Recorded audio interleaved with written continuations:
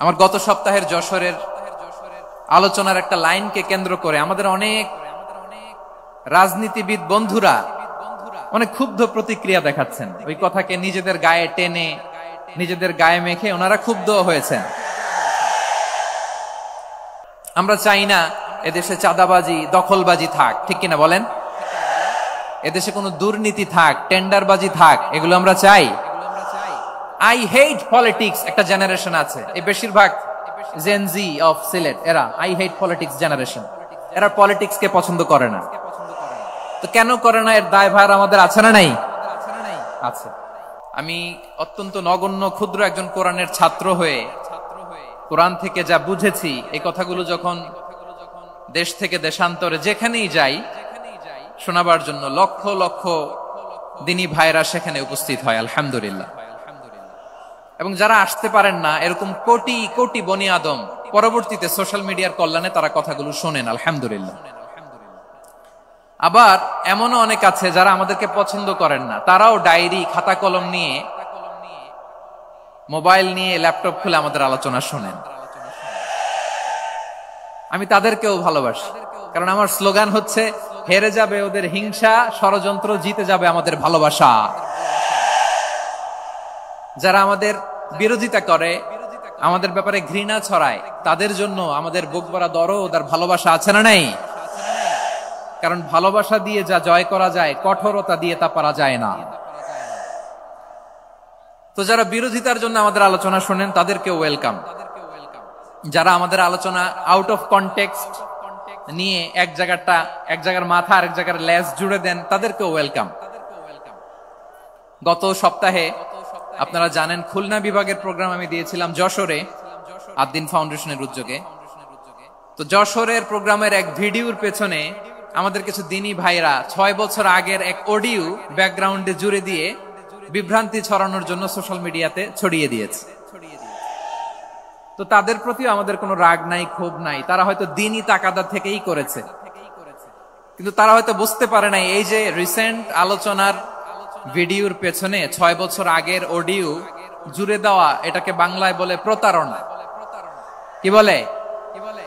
প্রতারণা, ধোঁকাবাজি। এখনকার আলোচনার ভিডিও আর ব্যাকগ্রাউন্ডে এডিট করে লাগিয়েছে 6 বছর আগের অডিও।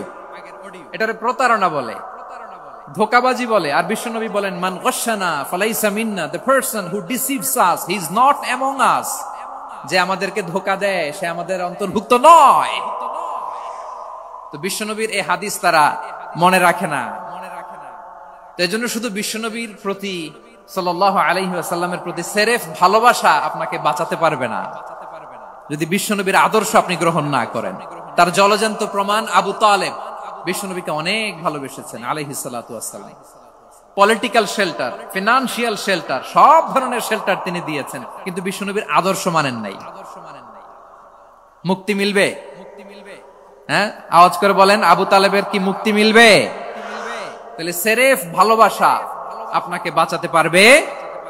ভালোবাসার পাশাপাশি বিশ্বনবীর আদর্শকে মেনে নেওয়ার দরকার আছে না নাই? তো যারা এই সমস্ত কাজ করেন আমাদের ভাইয়েরা, তাদের জন্য আল্লাহ তাআলার কাছে আমরা হেদায়েতের দোয়া করি। আবার আমি দেখেছি আমার গত সপ্তাহের যশোরের আলোচনার একটা লাইনকে কেন্দ্র করে আমাদের অনেক রাজনীতিবিদ বন্ধুরা অনেক ক্ষুব্ধ প্রতিক্রিয়া দেখাচ্ছেন। ওই কথাকে নিজেদের গায়ে টেনে, নিজেদের গায়ে মেখে ওনারা ক্ষুব্ধ হয়েছেন। প্রিয় ভাইয়েরা, আমি বলেছিলাম যে একদল খেয়ে গিয়েছে, আরেক দল খাওয়ার জন্য রেডি হয়ে আছে। তো এখানে কি আমি কোন দলের নাম বলেছি? বাংলাদেশে 48টা প্রায় নিবন্ধিত রাজনৈতিক দল, কোন দলের নাম আমি বলিনি। কথাটাকে আমি জেনারেল রেখেছি। দায়ীদের বৈশিষ্ট্যই এটা, দায়ীরা জেনারেলি কথা বলে, যার যেই মেসেজ নেয়ার তারা সেখান থেকে নিয়ে নেয়।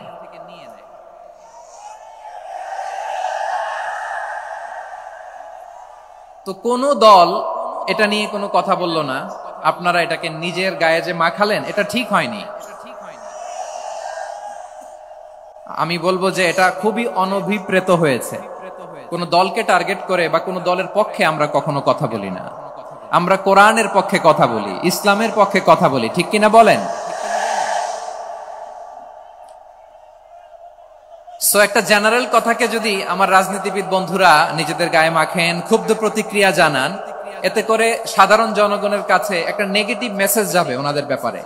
এটা হোক আমরা চাই না।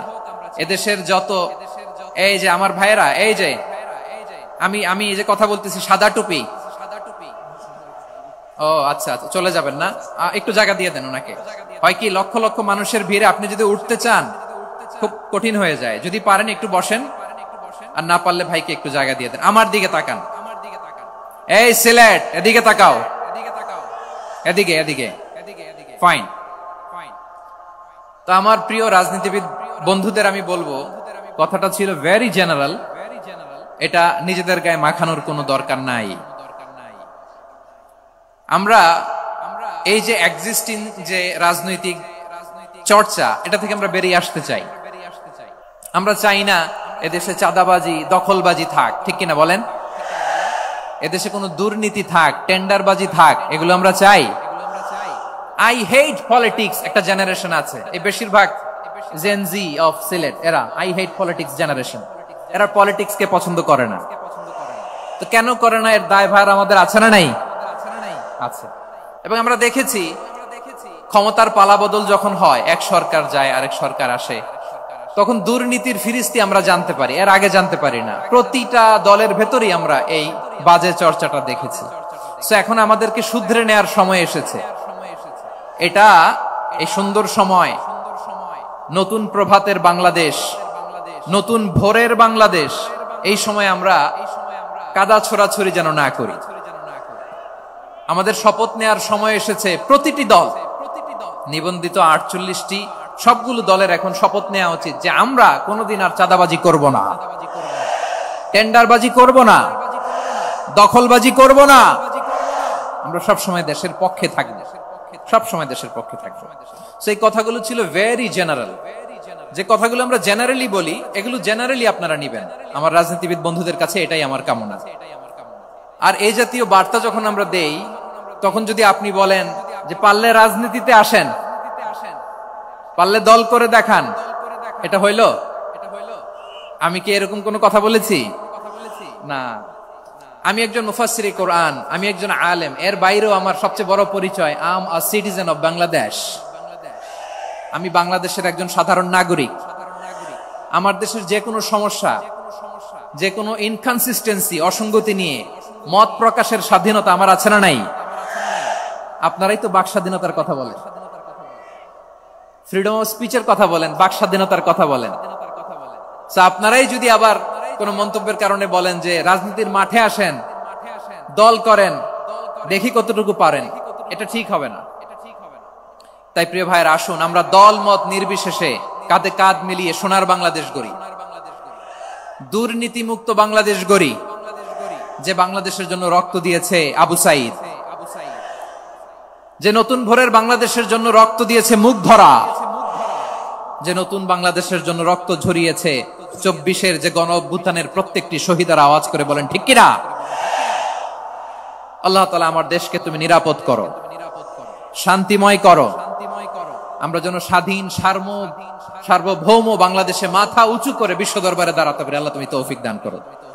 আওয়াজ করে সবাই পড়ে আমিন।